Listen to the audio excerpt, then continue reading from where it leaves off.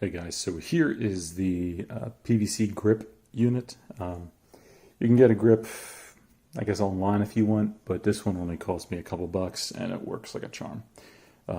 Basically, we have, I think this is like 1/2 inch PVC, so it's like nice and thick. It feels good to grip. It's very sturdy. Basically, I just bought a long, just piece of 1/2 inch PVC pipe and 4 elbow pieces. Cut them to a certain length. I think this is about like 9 inches because I think the whole unit is about 7 inches across. It's like this is the flash, right? And I think this is about 7 inches, so I just got myself an extra few so I can, grip it tight. The problem is with this thing is that, let me flip this over. At the bottom, on the back side, is the thread mounting, right?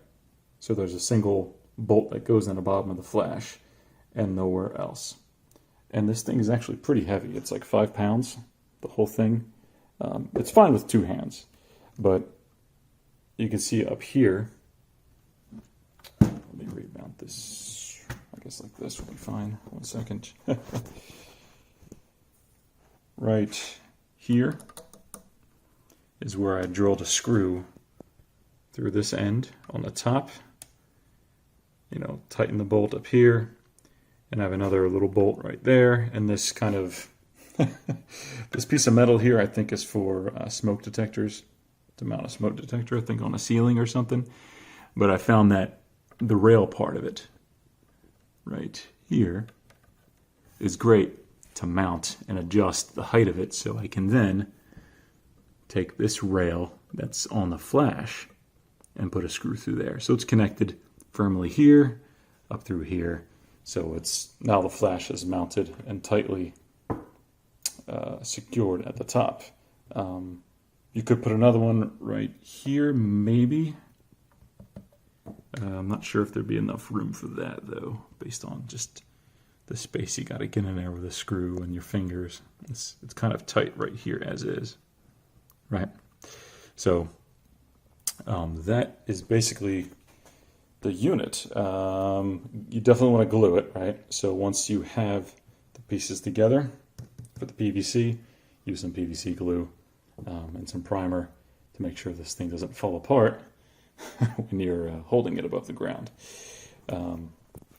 This, of course, is the Nikon D800 with a 50mm lens. You could see right here is the PC sync cable.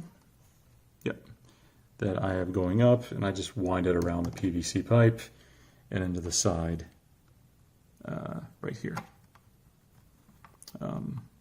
This USB port, I think, is for that separate radio attachment if you have a different camera type or if you need a faster shutter speed, right? And that'll just mount on a hot shoe at the top here. But the sync cable works fine for what we need.